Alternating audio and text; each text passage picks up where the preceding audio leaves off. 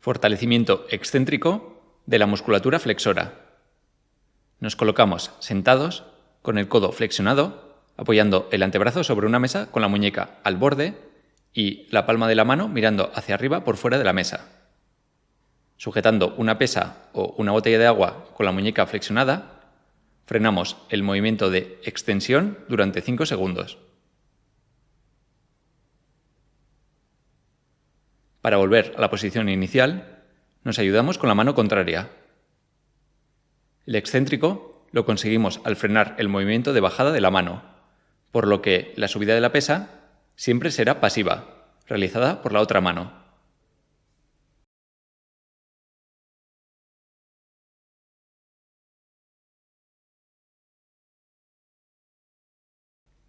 Realizamos 3 series de 10 repeticiones una vez al día.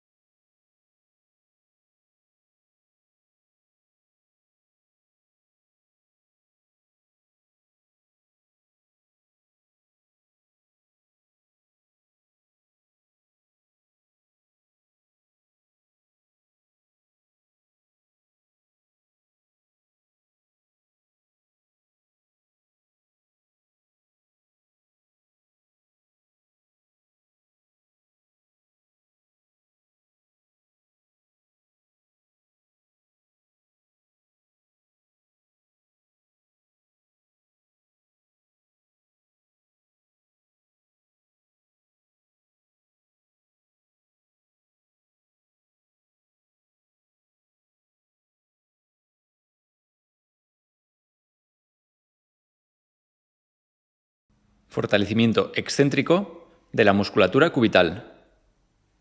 Nos colocamos sentados con el codo flexionado, apoyando el antebrazo sobre una mesa. Pisamos la goma con el pie y el otro extremo lo agarramos con la mano, con la palma mirando hacia abajo.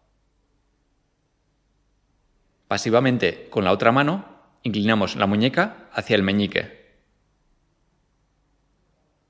Frenamos el movimiento de vuelta durante 5 segundos. Para volver a la posición inicial, nos ayudaremos con la mano contraria. Realizamos 3 series de 10 repeticiones una vez al día.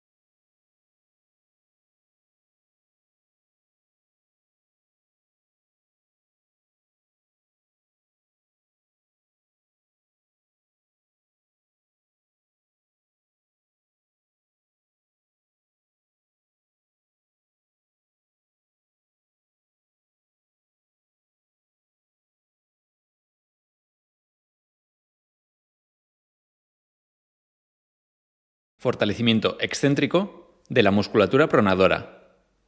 Nos sentamos en una silla con el antebrazo apoyado al borde de la mesa y la mano por fuera con la palma mirando hacia arriba. Pisamos la goma con el pie de tal forma que la goma queda por fuera y rodea el dorso de la mano. Con ayuda de la otra mano, de forma pasiva, colocamos la palma mirando hacia el suelo. Frenamos el movimiento de regreso a la posición inicial durante 5 segundos. Realizamos 3 series de 10 repeticiones una vez al día.